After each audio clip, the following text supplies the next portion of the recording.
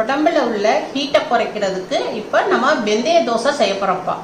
Weight loss பண்ணும்போது உடல் சூடு அதிகமாக இருக்கும். அதனால வாரத்துக்கு ஒரு முறை வெந்தய தோசை காலையில் எடுத்துக்கோங்க.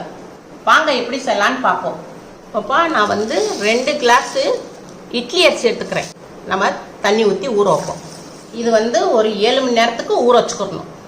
இப்போ இது பெரிய ஸ்பூனு. இதில் 1 கிளாஸுக்கு 1 ஸ்பூனு வெந்தயம் போடணும். இப்போ 2 கிளாஸ் போட்டிருக்கோம் நம்ம, அதனால் 2 ஸ்பூன் வெந்தயம். இப்போ நம்ம இதில் தண்ணி ஊற்றி ஊற வைக்கணும்.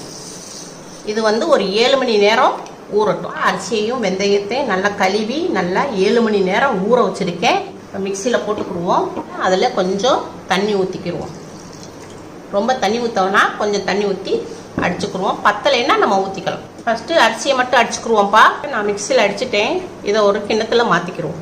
இப்போ நம்ம வெந்தயத்தை போட போகிறோம். வெந்தயம் நான் 2 ஸ்பூன் தான் போட்டேன். பார்த்தீங்களா எவ்வளோ வெந்தயம் ஊறி வந்திருக்கு. இப்போ இதையும் நான் அரைச்சி கொண்டு வரேன். வெந்தயத்தை ஊற வச்ச தண்ணியை நம்ம கீழே ஊற்றவே கூடாது. ஏன்னா அதில் நமக்கு சத்து இருக்குது. அந்த நம்ம ஊற வச்ச தண்ணியிலே நம்ம ஊற்றி அடிச்சுக்கிடுவோம். நல்லா அடிச்சாச்சு வெந்தயத்தை. இப்போ இதை அரிசி மாவில் கலந்துக்கிறோம். தேவையான அளவு உப்பு போட்டுறேன்ப்பா. தண்ணி நான் கொஞ்சம் வெந்தயத்தில் நான் ஊற வச்சுருந்தேன்லப்பா, அதே தண்ணி நான் ஊற்றி அடித்தேன். அது எனக்கு பத்தலை. அதனால் கொஞ்சம் தண்ணி நான் சேர்த்துக்கிட்டேன். நீங்கள் அளவு பார்த்து சேர்த்து நீங்கள் அடிச்சுக்கோங்க. வெந்தயத்தையும் அரிசி மாவையும் நம்ம அரிசி மாவையும் 2ஐயும் நல்லா கலந்து வச்சுருக்கோம். இது 6 மணி நேரத்துக்கு பொங்கி வரட்டும். அப்புறம் உங்களுக்கு காமிக்கிறேன். இப்போ 6 மணி நேரம் ஆயிடுச்சு. இப்போ மாவு நல்லா பொங்கியிருக்கும். இப்போ ஓப்பன் பண்ணி காமிக்கிறேன். நல்லா மாவு பொங்கியிருக்கு. மாவு நல்லா ரொம்ப கெட்டியாக இருக்குப்பா. இப்போ நம்ம தோசை ஊற்றுறோம் இல்லையா, அப்போ அதுக்கு தண்ணி ஊற்றிக்கிடுவோம். தோசை மாவு பதத்துக்கு தண்ணி ஊற்றி கலந்து எடுத்துக்கோங்க. கேஸ் ஆன் பண்ணியிருக்கோம். சட்டி காஞ்சிருக்கு. இப்போ நம்ம வெங்காயத்தை வச்சு தடவிக்கிறோம். வெங்காயம் தடவுனோம்னாக்கா நமக்கு தோசை மெல்லிசாவு வரும். எண்ணெயும் நமக்கு தேவைப்படாது.